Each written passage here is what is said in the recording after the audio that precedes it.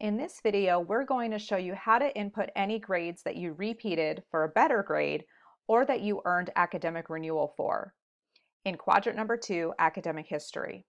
So if we first look at a transcript as an example, you'll see that any grade that was repeated for a better grade is indicated by this R symbol here. So anytime we have that R symbol, you are going to input it into the application as an RP that you see listed on here. So in this case, Math 8, originally the student received, as you'll see here, an F grade. But then they went on later on to receive a B. So how you would indicate this in the CSU application is you would put in RP, that semester in which they received that R notation, and then that semester in which they repeated it, the new grade is the one here. And that is so that only the B is the one that will be factored into the GPA.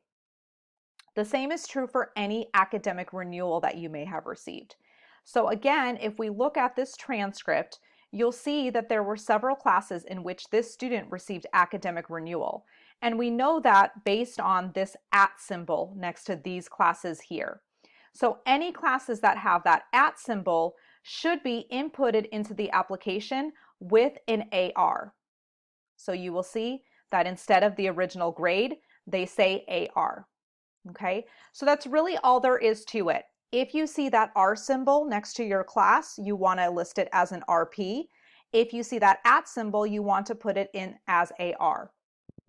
Please note that if you previously received a D or a fail in a class, but you are currently retaking it or plan to retake it next semester, you cannot list that previous grade as an RP because you have not finished repeating the class yet.